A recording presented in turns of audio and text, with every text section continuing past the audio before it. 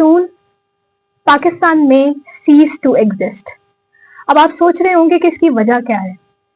ये वॉर्स की वजह से नहीं होगा, ना ये पॉलिटिक्स की वजह से होगा, ये होगा तो पानी की वजह से। 2025 में हमने देखा है कि over 1000 people have lost their lives due to flash flooding। 1000 people, 1000 लोग।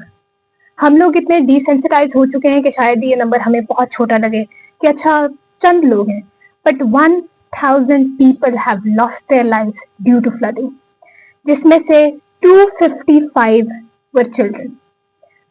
More than 6.9 million people affected, 2.9 million people displaced। यानी कि 2.9 मिलियन लोगों के पास रहने की कोई जगह नहीं है। वो अपने घर खो चुके हैं, वो अपनी फैमिलीज गंवा चुके हैं, and most of them have no idea कि इसके बाद अपनी लाइफ के साथ करना क्या है, जाना किधर है। 12,500 houses and 239 bridges have been destroyed। वो ब्रिजेस जो लोगों के लिए रोजगार के मौके फराहम करता था, वो लोग जहां से रोज ट्रैवल करते थे, all of that is gone just in 2025।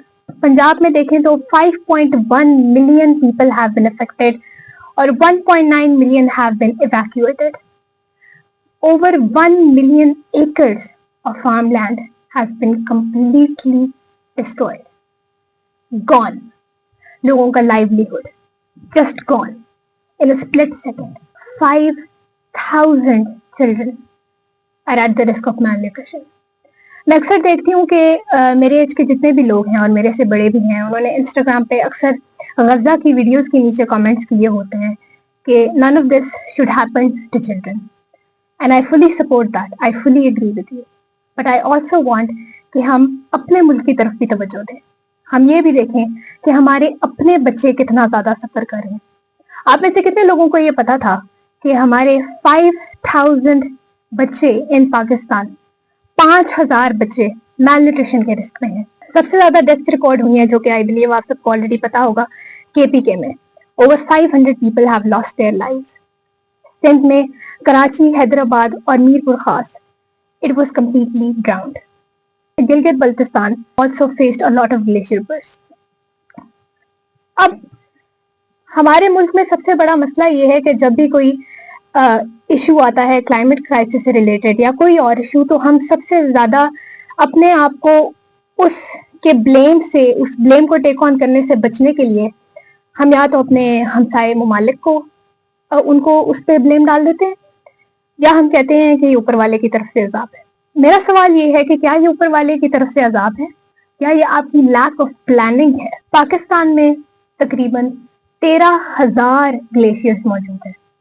अगर इनकी तादाद कम भी होती तो हमारी लैक ऑफ प्लानिंग की वजह से तब भी बेतहाशा नुकसान होना था और बहुत से लोगों की जाने जानी। लेकिन क्योंकि 13,000 ग्लेशियर्स हैं और आई बिलीव मैंने किसी रिपोर्ट में ये भी पढ़ा है कि वो 60% की तेजी से मेल्ट हो रहे हैं, और आपको ये लगेगा कि शायद सिर्फ पहाड़ी इलाके के लोग जो हैं वो उनको इससे नुकसान होगा, लेकिन ये बात याद रखिएगा कि वो मेल्ट होके हमारी तरफ ही आएंगे। अगर आपको ये लगता है कि शायद आपके हमसाये का घर आज तबाह हो गया है और आपके घर तक बैरियर लगाया हुआ है, पता नहीं कौन सा इनविजिबल बैरियर है जो फ्लड आपकी तरफ नहीं आएगा, तो I am very sorry to say but you are completely wrong. Another reason why floods happen, एक तो 13,000 ग्लेशियर्स ऑब्वियसली, और मुझे समझ नहीं लगती कि हमारी गवर्नमेंट को और हमारे आम लोगों को भी दरख्तों से क्या मसला है। I really don't understand. आपने इंस्टाग्राम पे या और भी कहीं एक पोस्ट वगैरह देखी होगी जहाँ पे जापान में फ्लड को रोकने के लिए एक बंद बनाया गया है और उससे ऊपर बेतहाशा दरख्त भी प्लांट किए गए हैं। वजह, अब हर कोई वहां पे हवाएं लेने तो नहीं जा रहा कि ओ माय गॉड इतना अच्छा सांस आ रहा है, clean air. That is not the reason. दरख्त जो होते हैं वो पानी को रिटेन कर लेते हैं और उनका जो फ्लो होता है उसको स्लो डाउन कर लेते हैं। लेकिन यहाँ पे लोगों को अलग किस्म की नफरत है दरख्तों से। ना इनको साफ ऑक्सीजन पसंद है और ना इनको अच्छी हवा पसंद है, बस इनको एक चीज से बहुत ज्यादा इश्क है, वो है सोसाइटियां बनाना, इलीगल वुड बेचना। लोग जाएं उनकी तरफ से भाड़ में, बस दरख्त खत्म करें और अपनी सोसाइटियां बनाएं जहां पे हर साल इंक्रीज फ्लडिंग होगी। और मैंने एक और चीज नोटिस की है कि हमारी गवर्नमेंट के पास, I am very sorry to say, there I haven't seen a warning system flood के लिए। मैं वीडियो देख रही थी, उसमें लोग छतों पे खड़े होके खुद आवाजें लगा रहे थे कि पानी आ रहा है। सायरन्स कहाँ हैं? आप लोगों को वार्निंग कब देंगे? जब वो सामने खड़े होंगे और उनके बच्चे भी डूब रहे होंगे, उनकी वाइफ्स, उनके खानदान पूरे डूब रहे होंगे और उनके घर भी पानी में जा रहे होंगे, तब वार्निंग देंगे। और आपके ख्याल में वो क्या करेंगे? आपको शुक्रिया अदा करेंगे आपका कि बहुत मेहरबानी सर, मेरी फैमिली तो जा चुकी है, लेकिन क्योंकि आपने सायरन बजा दिया तो मैं तो बच गया हूँ। शायद ये भी हो सकता है कि अगले फ्लड में वो इंसान भी न बचे। हमारी नेशनल डिजास्टर मैनेजमेंट अथॉरिटी ने ये कंफर्म किया है कि 2025 में there has been a 22% increase in rainfall, सिर्फ 2025 में। और क्योंकि ग्लोबल वार्मिंग तेजी से बढ़ती जा रही है, तो इससे अगले साल आप इससे काफी ज्यादा इंक्रीज एक्सपेक्ट कर सकते हैं।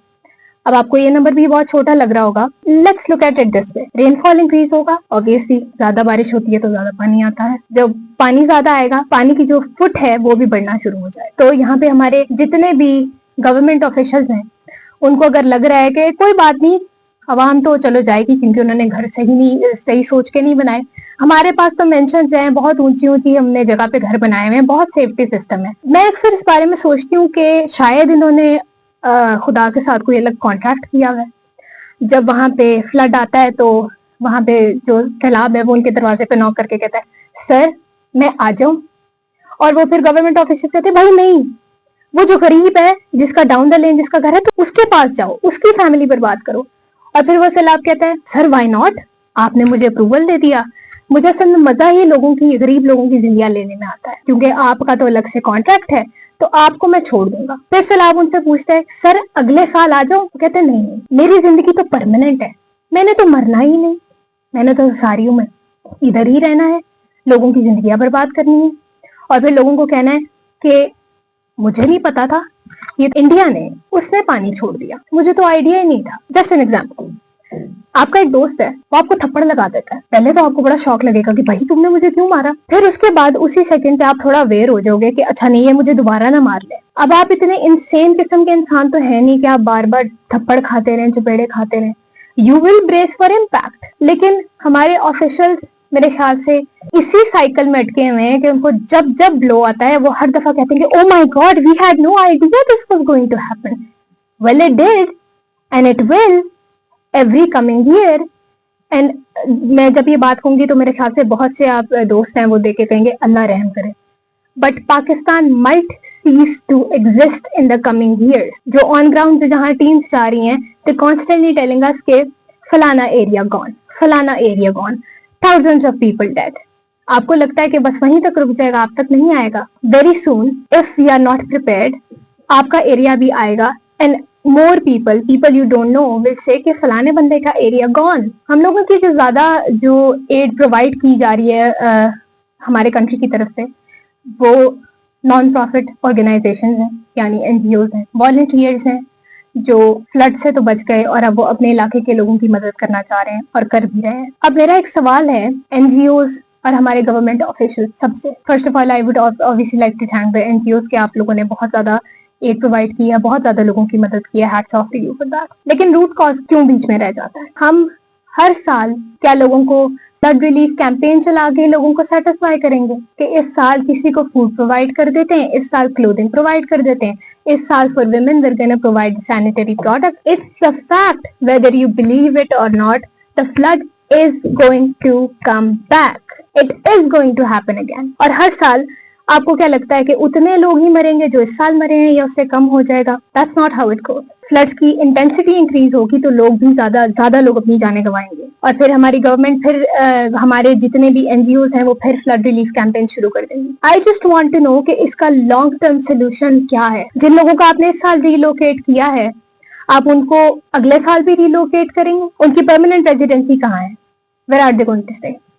What happens if the flood reaches even to their new location? इस बात की क्या गारंटी है कि वहां पे फ्लड नहीं पहुंचेगा? इस बात की गारंटी आप सिर्फ तब दे सकते हैं जब आप लॉन्ग टर्म प्लानिंग करेंगे, मजबूत चीजें कंस्ट्रक्ट करेंगे, जब आप बंद बनाएंगे, जब आप डैम्स बनाएंगे, जब आप लोगों की प्रोटेक्शन के लिए वाकई कुछ कोशिश करेंगे और आप इंटरनेशनल टूर्स पे नहीं होंगे और आप अपने लोगों के साथ इधर मौजूद होंगे। हर साल पीपल कैन नॉट एक्सपेक्ट के इस साल भी फ्लड आएगा, लेकिन कोई नहीं, चलो रिलीफ तो मिलेगा ना। What relief? Why aren't we thinking long term? क्योंकि मुझे ये लगता है कि हमारे जो ऑफिशियल्स हैं जिनको वाकई काम करना चाहिए, वो शायद उनको, आई होप इस वीडियो के बाद थोड़ा सा उनको होश आ जाए। लेकिन अगर नहीं आता तो वो लोग, जो मेरे दोस्त जो जितने भी हैं, वो जो अगर वीडियोस देख रहे हैं, तो I just want them to know कि आपके इर्द गिर्द जितने भी लोग हैं, अगर आप केपेबल हैं, अगर आप वेल ऑफ हैं, तो अपने पास सर्वाइवल किट्स लाजमी रखें, because you never know when the water is going to hit your house. Flash lights रखें, अपने पास फूड रखें, अपने पास लाइफ सेविंग जैकेट्स रखें, अपने पास स्पेयर बैटरीज रखें, अपना फोन चार्ज रखें एट ऑल टाइम्स। और ये सिर्फ उन लोगों के लिए जो कि वेल ऑफ हैं, जो कि एक अच्छी जिंदगी जी रहे हैं। क्योंकि जो अंडर प्रिविलेज लोग हैं, उनको तो मैं ये बात भी नहीं कर सकती कि आप फलानी चीज खरीद लें, फलानी चीज खरीद लें, लेकिन ये आप लोगों पे है कि अगर आपके आसपास के जितने भी आपके ऑफिशियल्स हैं, अगर वो लोगों की मदद नहीं कर रहे, तो ये आप पर है। आपसे भी सवाल होगा कि आपने कितनी लोगों की मदद की। अगर आप इस काबिल हैं कि आप लोगों की मदद कर सकते हैं, तो बगैर सोचे समझे करें, because till the government is here we need to be able to help ourselves and wake them up कि पाकिस्तानी अवाम won't let this happen again. जितने लोगों को बहुत ज्यादा शौक आया हुआ है कि उन्होंने लग्जरियस लाइफ जीनी है सोसाइटीज में, पहले उस सोसाइटी के बारे में पूरा पढ़ें, रिसर्च करें कि क्या वो कहीं रिवर बैंक्स पे तो नहीं बनी। What happens if I lose my home in a flood or any other natural disaster? What will the society do then? सवाल करें उनसे कि भैया आप मुझे एक ड्रीम लाइफ तो मुझे सेल कर रहे हैं, लेकिन अगर मेरी ड्रीम लाइफ पे कोई नेगेटिव इम्पैक्ट आता है तो सोसाइटी क्या करेगी? घर तो मैंने बना लिया, फायदा क्या उस घर का जब वो घर रहना ही नहीं है। और इसी बात से मुझे उन लोगों के बारे में सोच के बहुत दुख होता है कि हम पंजाब में हम इस काबिल हैं कि हम कंक्रीट के घर बना सकते हैं, हमारे पास छतें हैं, हमारे घर भी ऊंचे लेवल पे बने हुए हैं। पर उन लोगों का क्या जो केपीके वाली साइड पे रहते हैं, जो पहाड़ी इलाकों में रहते हैं, जिनके आज भी मड हाउसेस बने हुए हैं? What about those people? And this lands me to my last point. जितने भी वेल ऑफ लोग हैं, जितनी भी एलीट क्लास है, इंक्लूडिंग द गवर्नमेंट ऑफिशियल्स, आपको तो लगता होगा कि आप मेंशंस में रह रहे हैं, but trust me, when natural disaster happen, any natural disaster, वो कभी भी ये देख के नहीं आता कि आपका घर कितना मजबूत है। उस मोमेंट पे आपके मैंशन भी उसके सामने मड हाउसेस ही होंगे, and you and your family will be swept away. So please do something now before we lose even more lives and before Pakistan runs out of time.